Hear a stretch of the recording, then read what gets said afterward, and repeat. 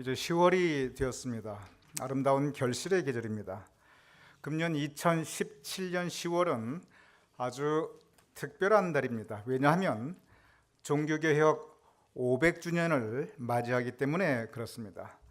2000년 기독교 역사 가운데 교회사적으로, 적어도 교회 역사적으로 한 가지 단일의 가장 중요한 사건, 교회의 흐름에 가장 커다란 변화를 준 사건 하나만 꼽으라고 한다면 그것은 역시 종교개혁입니다.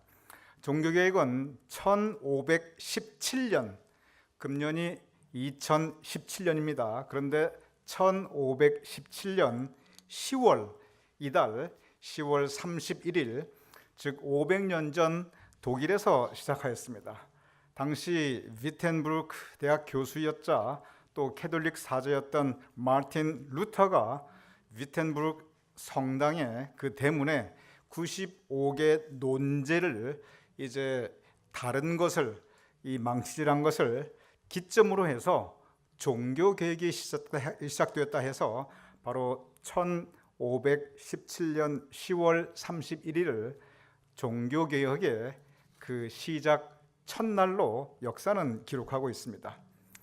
잠깐 그 당시 그 상황을 설명해 드리도록 하겠습니다.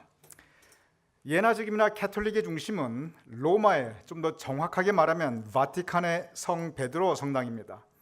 제가 직접 가보지는 못했지만 갔다 오신 분들은 그 성 베드로 성당을 보고 이 두 가지의 대부분 되게 아주 크게 놀란다고 합니다. 먼저 그 규모가 엄청난 거에 대해서 그 옛날에 어떻게 이렇게 거대한 건물을, 이 큰 건물을 지을 수 있을까 다들 놀란다고 합니다. 현재 성 베드로 성당은 세계 이 지구상에서 제일 큰 성당입니다. 그리고 앞으로도 이보다 더 큰 성당이 나올 수가 없습니다. 왜냐하면 캐톨릭에서 법으로 이 바티칸의 성 베드로 성당보다 더 크게 짓는 것은 불법이다라고 아예 법으로 이 규정을 했어요. 그래서 앞으로 캐톨릭이 살아있는 한 이보다 더 큰 성당은 나올 수가 없습니다. 둘째는 크기만 큰 게 아니고 그 화려함에 다들 놀란다고 합니다. 그 성당은 미켈란젤로, 라파엘로, 당시 최고의 예술가들,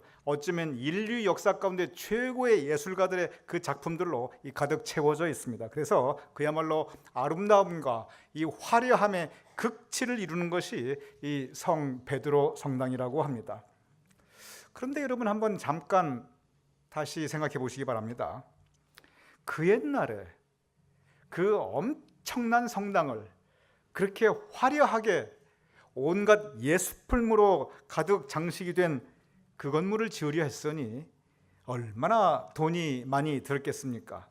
이 교인들의 헌금으로 이 한계가 있습니다. 그래서 그 당시 교황청이 실시한 것이 바로 그 유명한 면죄부 판매입니다. 면죄부라는 것이 무엇이냐면 면죄, 즉 죄를 면제해주는 증서입니다. 그래서 그걸 내가 돈 주고 사면 내가 과거에 지은 죄도 면제되고 앞으로 지을 죄도 면제가 되고 심지어 지금 연옥에가 있는 내 조상님들의 죄도 면죄가 된다. 그래서 나도 천국 갈 수 있고 내 조상님들도 천국으로 보내드릴 수 있는 이 교황청이 교회 이름으로 발행한 천국 가는 차표가 그게 바로 면죄부입니다.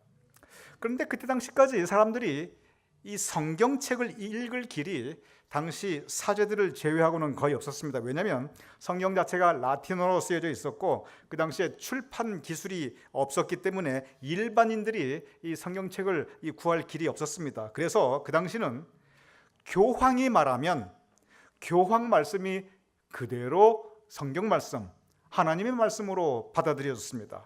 그런데 그런 상황에서 교황께서 면죄부 사면 당신도 천국 가고 당신의 조상님들도 천국을 보내드릴 수 있다고 하니 그 당시 사람들이 논 팔고 집 팔아서라도 그 면죄부를 사지 않을 수가 없었던 것입니다. 그래서 당시 캐톨릭이 이 면죄부 팔아서 막대한 아주 엄청난 돈을 벌어들이게 됩니다. 그리고 실제 그 돈이 지금 현재 있는 그 바티칸의 성 베드로 성당을 짓는데 실제로 사용되게 됩니다. 바로 이러한 상황에서, 이러한 역사적인 이 교회 상황에서 이 95개 논제를 들고 이러한 그 교황청의 이 처사에 대해서 반기를 든 분이, 그분이 바로 마틴 루터입니다. 마틴 루터가 95개 논제를 내걸었다는 것은 많은 분들이 다 아십니다. 그런데 구체적으로 그 95개 논제 내용이 무엇인지 좀 구체적으로 아시는 분은 사실 그렇게 많지 않습니다. 이 95개 논제를 요약하면 세 가지로 요약이 됩니다. 첫째는 뭐냐면, 죄를 사해주는 그 용서는 과연 어디서 나오는가? 그 부분입니다. 우리가 죄를 짓고 사는데, 또 우리가 원죄가 있고 자범죄가 있는데, 그럼 이 죄의 용서, 어떻게 해야 우리가 죄의 용서를 받을 수 있는가? 마틴 루터는 분연히 말합니다. 우리의 죄의 용서는 진정한 회개로부터 시작한다. 우리 사람의 진정한 회개가 있고 그에 대한 하나님의 용서가 우리의 죄를 씻어줄 수 있다. 그런데 면죄부를 사면 죄가 용서받는다. 이건 거짓된 가르침이고 이건 잘못된 것이다. 교황도 사람인데 교황이 사람이 지은 죄를 면하게 하고 연옥에 있는 조상님의 죄들도 면하게 해서 나도 천국 가고 내 조상님도 천국으로 보내줄 수 있다. 이러한 권한은 교황에게 없다. 분명히 반박하였습니다. 두 번째는 뭐냐면 좀 더 구체적인 논박을 합니다. 이렇게 면죄부까지 팔아서 그 크고 아름다운 성 베드로 성당을 짓는 것이 이게 과연 옳은 일인가? 그 질문을 제기합니다. 이렇게 옳지 못한 방법으로 저렇게 크고 저렇게 아름다운 저 화려한 성당을 짓는 것을 과연 하나님이 기뻐하실 것인가? 문제를 제기합니다. 그러면서 마틴 루터는 오히려 그러지 말고 차라리 그 베드로 성당 지금이라도 팔아버려 가지고 그 돈으로 가난한 사람을 도와주는 것을 하나님이 더 기뻐할 것이다 라고 반박합니다. 캐톨릭 입장에서는 참 아주 충격적인 얘기를 합니다. 세 번째로 이야기합니다. 이 95개가 여러 가지 다 이렇게 거의 단문으로 이루어진 이 논제들인데 그걸 요약하면 결국 이 세 가지입니다. 세 번째는 뭐냐면 우리는 믿음으로 구원받는다. 그 얘기를 합니다.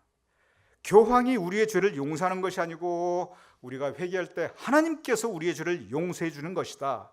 그러니 면죄부 돈죄고 산다고 해서 우리가 천국 갈 거 아니고 우리가 예수님 제대로 잘 믿고 그 믿음 가지고 우리가 천국 가는 것이다. 그러니 우리 예수님 잘 믿고 그분 말씀 따라 살자. 이게 그 95개 논제 맨 마지막에 있는 결론 부분입니다. 이러한 마틴 루터의 주장은 당시 많은 사람들에게 공감을 불러일으켰고 요온의 불길처럼 이 유럽 전역으로 퍼져나가게 되었습니다. 그런데 이 종교개혁가 이 마틴 루터의 그 글과 그의 삶을 가만히 들여다보면 이 95개 논지를 가만히 들여다보면 그의 신앙을 관통하는 한 가지 주제가 있습니다. 그것이 무엇이냐면 바로 코람 데오라는 것입니다. 이 코람 데오는 마틴 루터뿐 아니라 종교개혁 지도자들이 한결같이 내걸었던 이 신앙의 신조가 이것이 바로 코람 데오입니다. 잠깐 설명을 드리겠습니다. 이 코람 데오는 라틴어인데 이 코람이란 뜻은 앞에, 뭐뭐 앞에 그런 뜻입니다. 데오는 하나님 이런 뜻입니다. 하나님의 그 역격이라고 합니다. 그래서 그 의미는 뭐냐면 하나님 앞에 이러한 의미입니다. 이것이 어떤 뜻이냐면 아주 간단하게 말하면 우리 모두는 여러분도 그렇고 저도 그렇고 우리 인간이라고 하는 존재는 우리는 하나님 앞에 서 있는 존재이다. 그래서 우리 삶 전체가 하나님 앞에서 이루어지고 하나님과 함께하고 있고 그리고 하나님이 우리를 지켜보고 계신다. 그러니 우리 하나님 앞에서 의롭게 살자. 우리 하나님 앞에 인정받는 삶을 살 수 있도록 우리 바르게 살자. 그 뜻입니다. 이 코람데오는 너무나 유명한 말입니다. 그래서 여러분 대부분께서 이 코람데오라는 이 단어를 이미 들어보셨고 또 대부분의 여러분께서 이 의미를 알고 계실 것입니다. 근데 이 마틴 루터가 코람데오를 강조하면서 동시에 똑같이 강조한 게 또 하나 있습니다. 그것은 코람 호미니부스라고 합니다. 여러분 발음이 잘 안 되겠지만 한번 따라 해보시면 코람 호미니부스. 야, 이거 우리 라틴어 우리 굉장히 유식해졌습니다. 우리 다시 한번 해보겠습니다. 코람 호미니부스. 이것은 무슨 뜻이냐면 코람은 여전히 뭐뭐 앞에라는 뜻입니다. 호미니부스는 사람 호모의 그 역격이라고 합니다. 그러니 이 의미는 간단하게 보면 사람 앞에 그 뜻입니다. 코람 데오, 하나님 앞에, 즉 우리는 하나님 앞에 서 있는 존재이다. 이 그 뜻입니다. 코람 호미니부스, 무슨 뜻이냐면 사람 앞에, 우리는 모두 우리 이웃 앞에, 우리는 사람 앞에 서 있는 존재다. 이 그 뜻이에요. 그러면서 호람 데오, 호람 호미니부스, 이것이 무슨 뜻이냐면 우리 믿는 사람들이 누구인가 그 뜻입니다. 우리 믿는 사람들은 먼저 호람 데오, 우리는 하나님 앞에 서 있는 존재이다. 동시에 우리는 코람 호미니부스, 우리는 사람들 앞에 서 있는 존재라는 것입니다. 그래서 하나님이 우리를 지켜보시고 우리가 하나님과 함께 살아가지만 동시에 우리가 기억해야 할 것은 사람들이 우리를 지켜보고 우리는 사람들과 함께 살아간다고 하는 바로 이 부분입니다.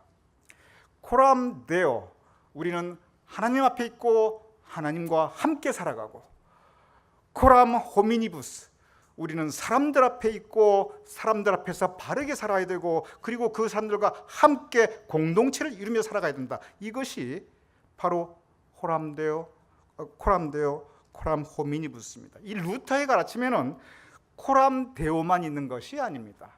코람 데오와 코람 호미니부스는 항상 같이 갑니다. 참고로 이 주보에 이 코람 호모니부스라고 되어 있는데 이건 미스프린트이고 코람 호미니부스입니다. 그런데 이 코람 데오와 코람 호미니부스, 즉 하나님 앞에 그리고 사람 앞에, 이것은 루터가 맨 먼저 만들어낸 말이 아닙니다. 이것은 이미 성경에 나와 있는 말입니다. 잠언 3장 3절에서 4절은 이렇게 기록되어 있습니다. 인자와 진리가 내게서 떠나지 말게 하고, 이렇게 흐린지 모르겠네요. 잘 보이실지 모르겠다 여러분. 인자와 진리가 내게서 떠나지 말게 하고 그것을 내 목에 매며 내 마음판에 새기라. 그리하면 내가 하나님과 사람 앞에서 은총과 기중히 여김을 여기리라. 제가 다시 한번 읽어보겠습니다. 그리하면 내가 하나님과 사람 앞에서, 하나님과 사람이 같이 가고 있습니다. 하나님 앞에 코람 데오, 사람 앞에 코람 호미니부스. 무슨 뜻입니까?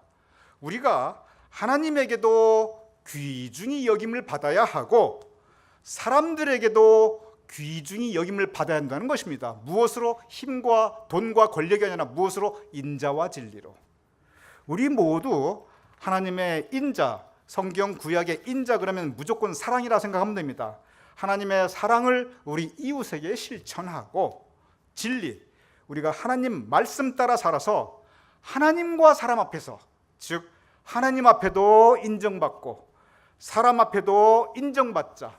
이것이 바로 이 잠언 3장 3절 4절 인자와 진리가 내게서 떠나지 말게 하고, 그 인자와 진리, 하나님의 사랑을 실천하고 진리, 말씀 따라 사는 것을 너의 목에 매며 내 마음판에 새기라. 그리하면 내가, 우리 모두가 하나님과 사람 앞에, 하나님 앞에뿐만이 아닙니다. 사람 앞에만 아닙니다. 동시에 하나님과 사람 앞에 은총과 기중여금을 받으리라. 바로 이 하나님과 사람 앞에 사도 바울은 바로 이 부분을 자기 자신의 신앙의 모토로 삼았습니다. 사도행전 24장 16절은 이렇게 기록되어 있습니다. 나도 하나님과 사람 앞에 항상 양심의 거리낌 없기를 힘쓰나이다. 우리 다 같이 한번 읽어보겠습니다. 시작. 나도 하나님과 사람 앞에 항상 양심의 거리낌 없기를 힘쓰나이다. 여러분, 여기서 나도, 여기서 이 나가 사도 바울이 아니라 여러분 한 분 한 분, 이 말씀에 감정이입을 해서 저 나의 여러분 한 분 담아 보십시오. 여러분의 이름을 담아도 좋습니다. 그래서 나도 할 때 사도 바울이 아니라 여러분 자신입니다. 그래서 여러분의 마음을 실어서 다시 한번 읽어보겠습니다. 시작. 나도 하나님과 사람 앞에 항상 양심의 거리낌 없기를 힘쓰나이다. 이게 무슨 말이냐면, 이 말은 사도 바울이 한 말인데, 사도 바울이 언제 이 말을 했냐면 로마 총독과 사람들이 모여있는 자리에서, 적어도 대로마 총독과 많은 증인들이 있는 자리에서 자기의 신앙, 내 믿음이 어떻다라고 하는 것을 선포하는 것입니다. 즉 이것은 사도 바울의 공개적인 신앙 고백입니다. 그는 이렇게 말합니다. 나도 하나님과 사람 앞에, 하나님 앞에 코람 데오, 사람 앞에 코람 호미니부스, 적어도 나는 믿는 사람으로서 하나님 앞에서도 바르게 살았고, 그리고 사람들 앞에서도 내가 바르게 살려고 애쓰고 있습니다. 내가 하나님 앞에 인정받으려고 노력했고, 그리고 사람들에게도 내가 인정받으려고 노력했습니다. 여기에 보면 하나님 앞에 서 있는 나의 모습과 사람 앞에 서 있는 나의 모습이 분리가 되지 않습니다. 하나님이 나를 바라보고 있듯이 사람들이 나를 바라본다는 것을 의식하고 있습니다. 내 삶이 하나님과 동행하지만 동시에 내 삶은 코람 호미니부스, 사람들과 함께, 내 이웃과 함께 동행하고 있다는 것을 사도 바울은 고백하고 있습니다. 캐톨릭의 역사를 보면, 이 종교개혁 이전의 캐톨릭의 역사를 보면, 요즘 캐톨릭 많이 달라졌습니다. 요즘 캐톨릭 말하는 거 아닙니다. 종교개혁 이전의 이 캐톨릭의 역사를 보면 그들은 그들의 믿음의 목표는 하나님 앞에서 인정받는 것이었습니다.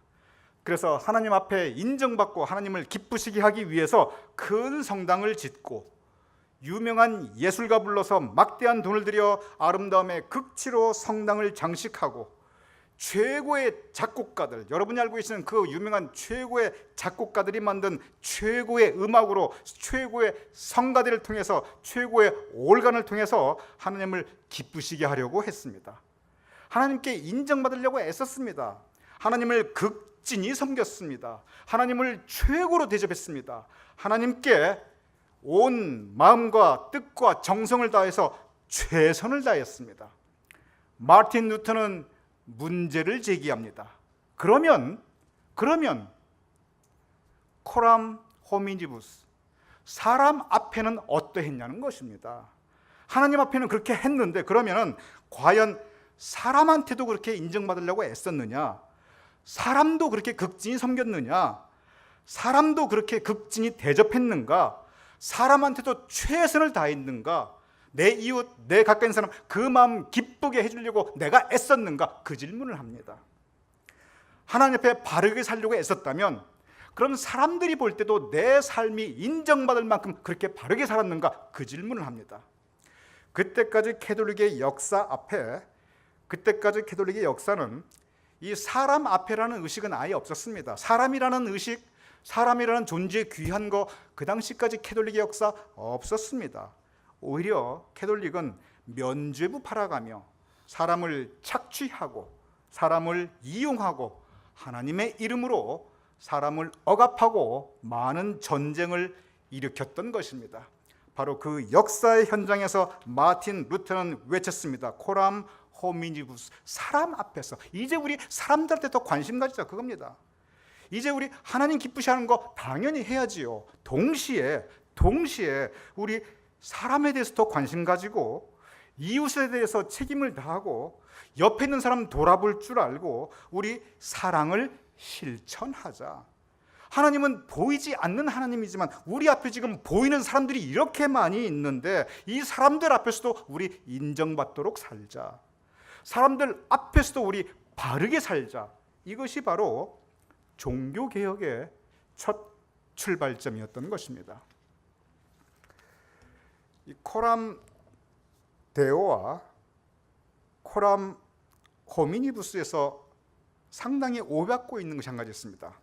그것이 뭐냐면 코람 데오는 하나님 앞에 그리고 하나님께 인정받는 겁니다. 코람 호미니부스는 사람 앞에 그리고 사람에게 인정받는 것입니다. 코람 데오는 하나님이 보시기에 내가 바르게 사는 겁니다. 코람 호미니부스는 사람들이 보기에 내가 바르게 사는 것입니다.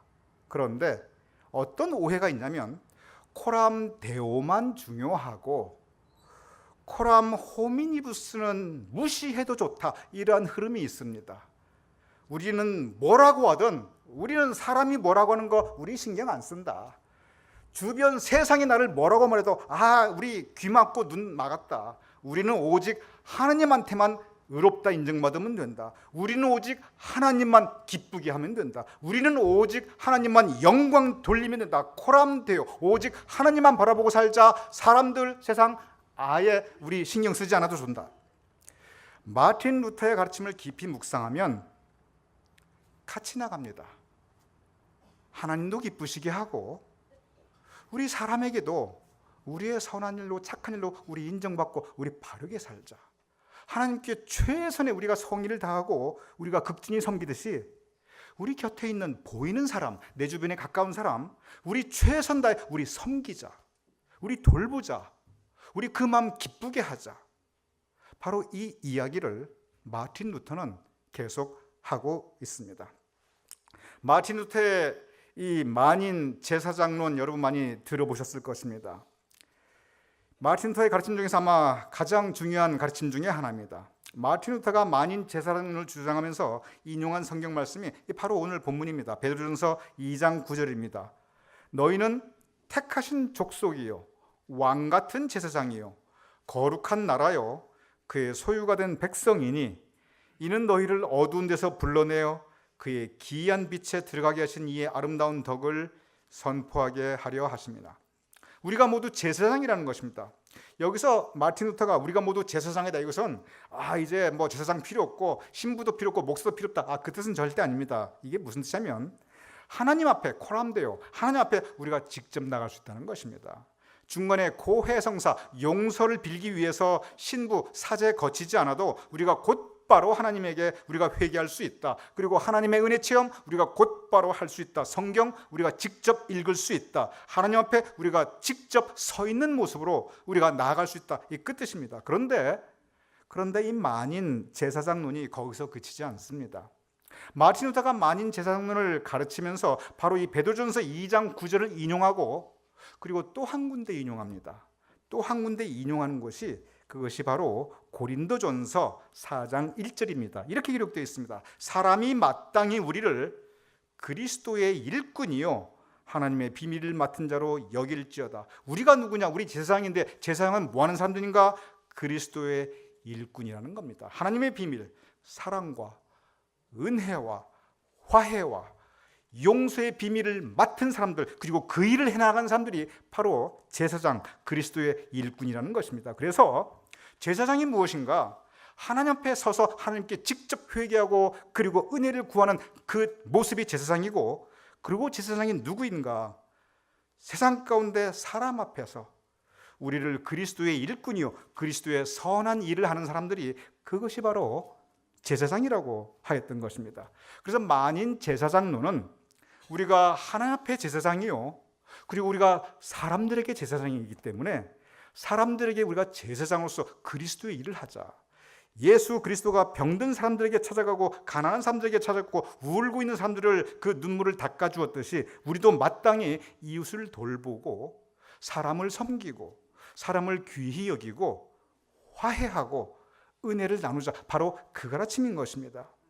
마틴 루터, 그는 캐톨릭 교회가 오직 코람 데오만 바라봤을 때 그는 코람 호미니부스, 사람들을 향한 하나님의 사랑, 그리고 가장 낮은 자에게 다가간 그리스도의 모습으로 그는 새로운 종교 개혁의 그 첫 출발, 그 시작을 하게 된 것입니다.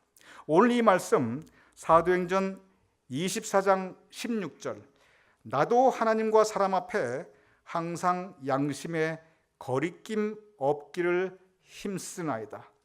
우리의 신앙이 많은 경우 어떤 괴리가 있을 수가 있습니다. 하나님을 기쁘시게 하고 하나님께 최선을 다하는데, 그런데 그 하나님의 형상으로 지음받은 사람에게 너무 소홀할 때가 있습니다. 그 사람의 목소리에 귀 기울이지 않고 그 사람의 아픔을 우리가 무시할 때가 있습니다.